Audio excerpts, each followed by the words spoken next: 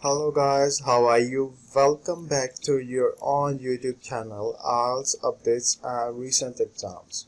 For more updates related to our recent IELTS exam writing task topics, listening, reading, practice test on daily basis. Subscribe for more videos for everyday listening practice test. Join today to achieve your dream score. Please hit the like and subscribe button, press the bell icon for the upcoming notifications.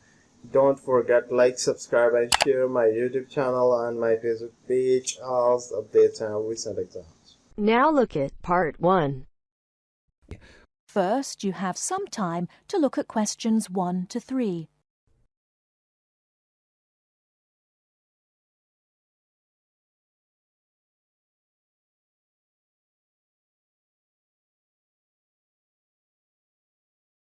Hi. Good morning. Can I help you? Yes, I'd like to enrol in your business course. Well, we run two business courses here, the BA and the MBA.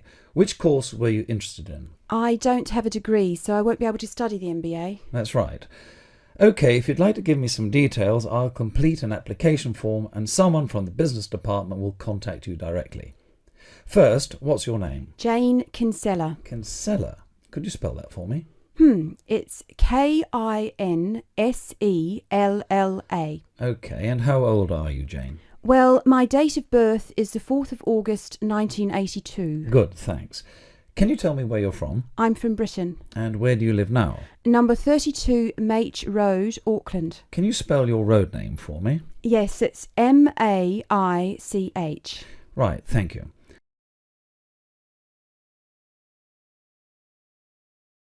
Before you hear the rest of the conversation, you have some time to look at questions 4 to 10.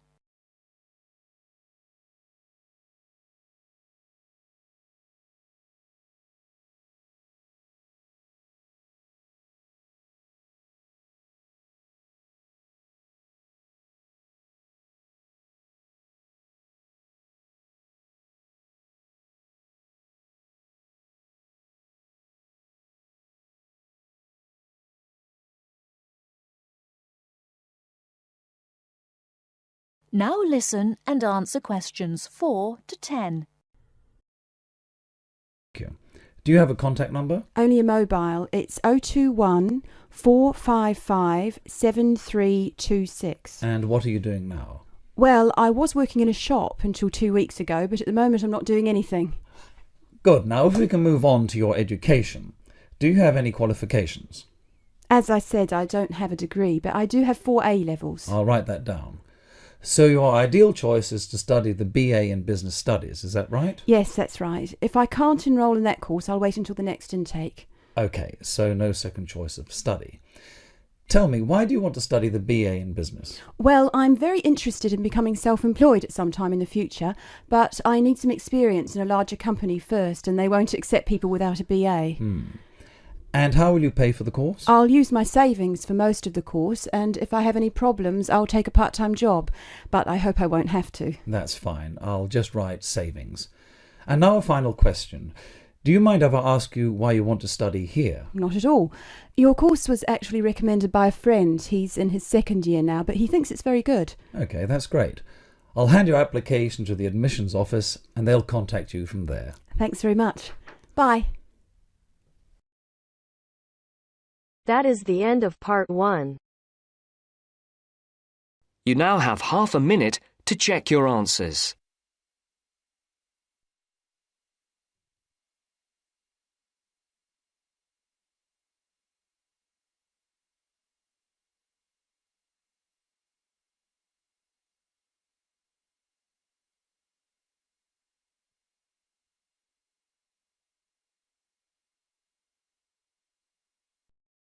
Now turns to Part 2. Part 2. You will hear a student called Sarah talking to her college tutor about some research she has to do as part of her course. First, you have some time to look at questions 11 to 17.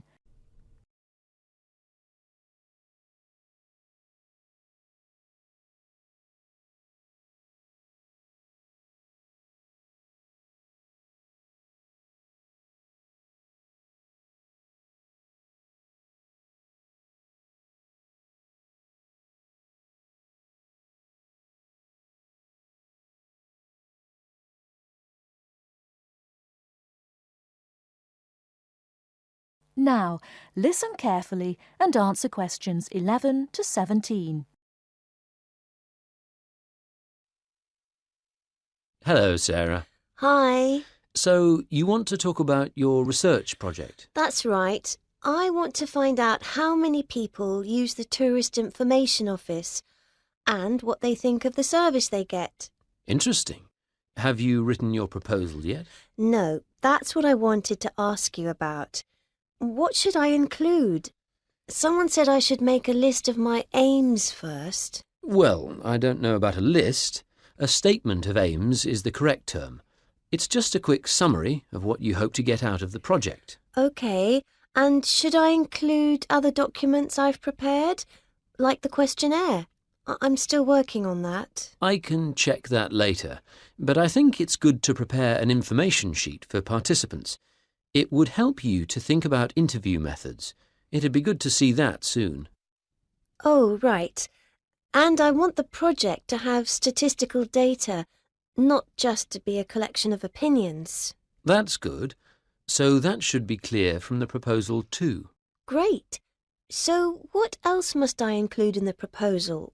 Or are some things optional? OK, some things that people normally put in a research proposal don't really apply to you, like any costs involved. That can be really important in some research projects, but as we don't have a budget, it's not something you need to include. Any costs have to come out of your own pocket, I'm afraid. Yes, I understand that. But I do need to know your criteria for choosing who to interview. I've got to check that you're using good sampling principles, for example. Sure. And what about the way I'm going to analyse my findings? That's not essential at the proposal stage on this project, but if you've got some ideas, include them, because it could save time later. OK. And do I need to make it clear how the report will be organised? Oh, I'm going to be giving you a template to use, so there's no need to go into that in the proposal.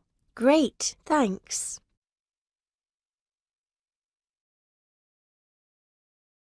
Before you hear the rest of the talk, you have some time to look at questions 18 to 20.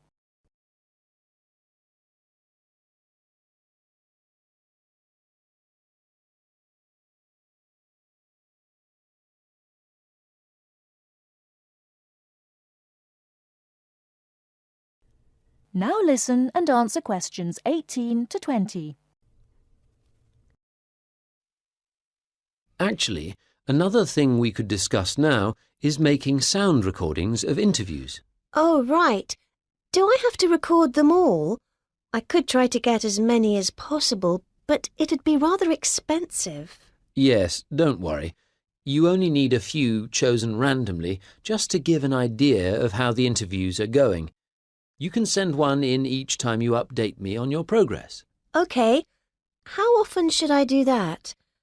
I haven't done a timetable for the interviews yet, but they'll be spread over 3 or 4 weeks, with about 200 in total.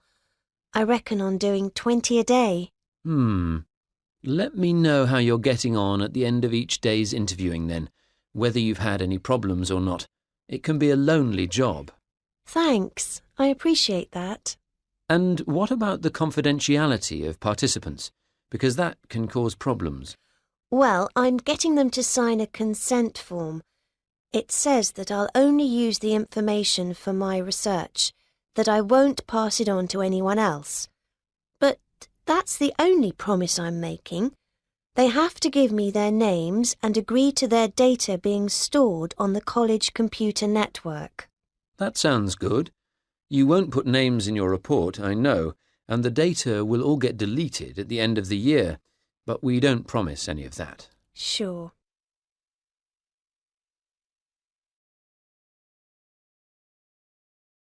That is the end of part 2.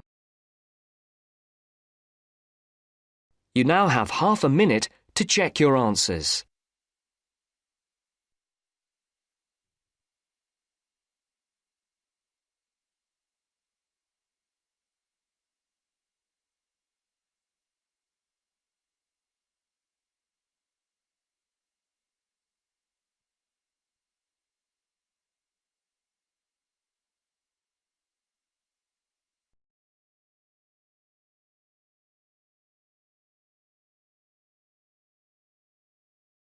Part 3. As part of our lecture series on everyday health issues, today's talk is on tiredness. We shall look at the main issues in turn, as well as some of the main research that has been carried out in this field. First, you have some time to look at questions 21 to 26.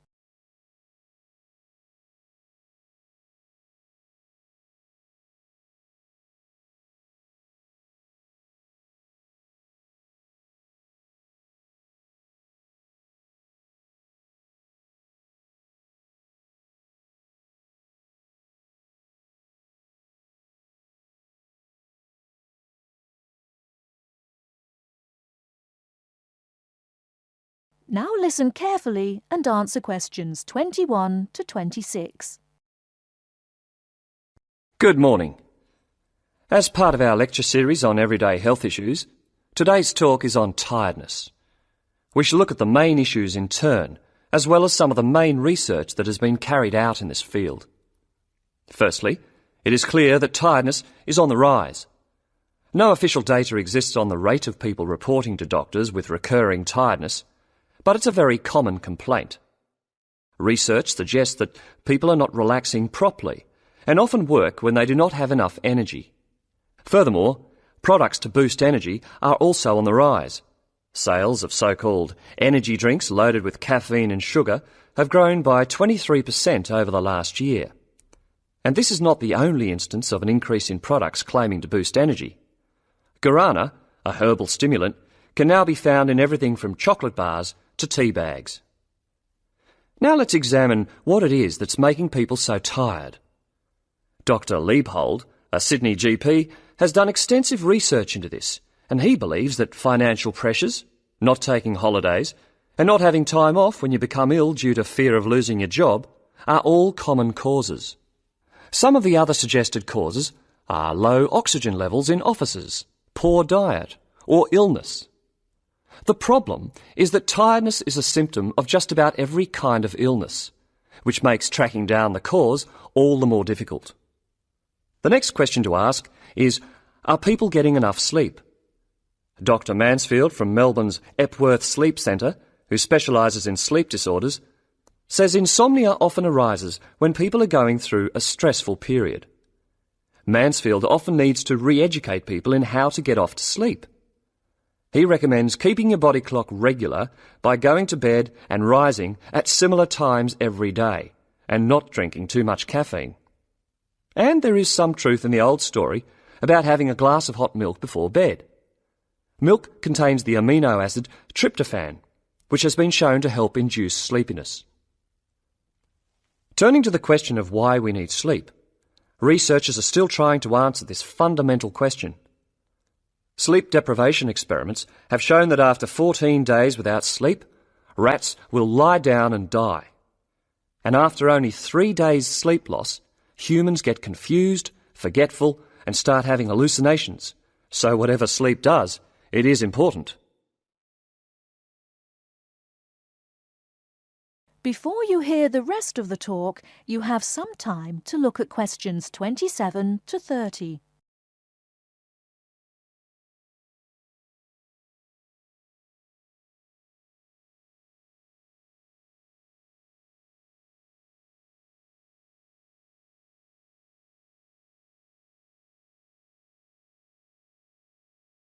Now listen and answer questions 27 to 30. However, not all researchers feel the same way. Trent Watson of the Dietitians Association is not convinced by McMahon's theory, explaining that our bodies don't really like to burn protein as a fuel, so it doesn't really contribute to energy levels. Carbohydrates, however, found in fruit, breads and pastas, are a more common fuel. Anyone following a rigidly high-protein diet with low carbohydrates, even if they are operating at low intensity during the day, could subject themselves to fatigue because they just don't have the carbohydrate stores, Watson says. In general, a good way to stay energised from a dietary point of view is to eat red meat, green leafy vegetables and whole grains. These foods give red blood cells the building blocks for optimum performance in their role of delivering oxygen to muscles. To sum up, Tiredness is a health problem on the increase, and there continues to be much debate surrounding its causes and remedies. Now, if there are any questions, I'd be happy to answer them. That is the end of part 3. You now have half a minute to check your answers.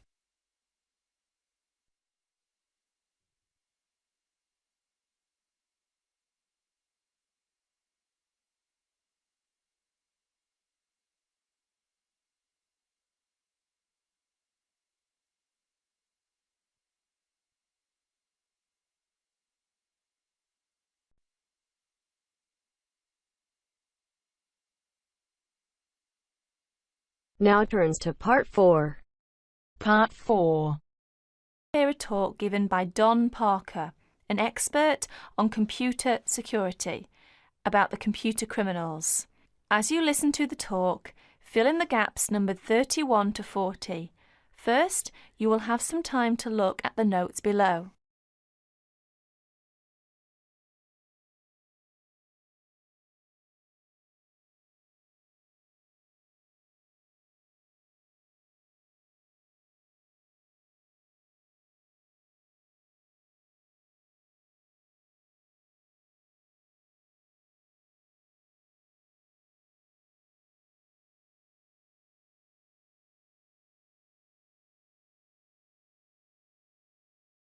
Now listen to the talk. Hi there. As an expert on computer security, my job is to oversee and analyse the phenomenon in computer users. Computer has been commonplace in our daily life, make our life and work efficiently and lively.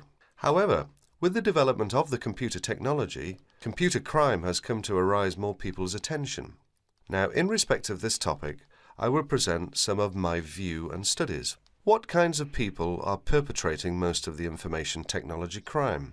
According to my research, over 80% may be employees. The rest are outside users, hackers and crackers and professional criminals. It is amazing that employees amount for this large portion. Let us see them in detail. Employees. Employees are those with the skills, the knowledge, and the access to do bad things. Dishonest or disgruntled employees pose a far greater problem than most people have realized. To most supervisors and some experts, they worry that dishonest employees or outsiders can more easily intercept communications or steal company trade secrets. Workers may use information technology for personal profit or steal hardware or information to sell. They may also use it to seek revenge for real or imagined wrongs, such as being passed over for promotion. Sometimes they may use the technology simply to demonstrate to themselves that they have the power over people. This may have been the case with a Georgia printing company employee convicted of sabotaging the firm's computer system. As files mysteriously disappeared and the system randomly crashed, other workers became so frustrated and enraged that they quit. Outside users. Suppliers and clients may also gain access to companies' information technology and use it to commit crime. With both, this becomes more a possibility as electronic connections, such as electronic data interchange systems, become commonplace. Hackers and crackers. What are hackers? Hackers are people who gain unauthorized access to computer or telecommunications systems for the challenge or even the principle of it. Crackers also gain unauthorized access to information technology, but do so for malicious purposes. Crackers attempt to break into computers and deliberately obtain information for financial gain, to shut down hardware, pirate software, or destroy data. The tolerance for hackers as the benign explorer has decreased. Most communication systems administrators view any kind of unauthorized access as a threat, and they pursue the offenders vigorously. And educators also try to point out to students that university cannot provide an education for everybody if hacking continues. Professional criminals. Members of organized crime rings don't just steal information technology, they use it in a legal way as a business tool, but for illegal purposes. For instance, databases can be used to keep track of illegal gambling debts and stolen goods. Drug dealers have used pages as link to customers. Microcomputers, scanners, and printers can be used to forge checks, immigration papers, passports and driver's licenses. Telecommunications can be used to transfer funds illegally.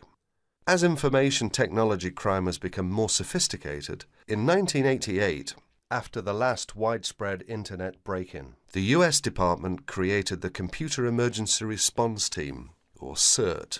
Although it has no power to arrest or prosecute, CERT provides round-the-clock international information and security-related support services to users of the internet. Whenever it gets a report of an electronic snooper, whether on the internet or on a corporate email system, CERT stands ready to lend assistance. It counsels the party under attack, helps them thwart the intruder, and evaluates the system afterwards to protect against future break-ins.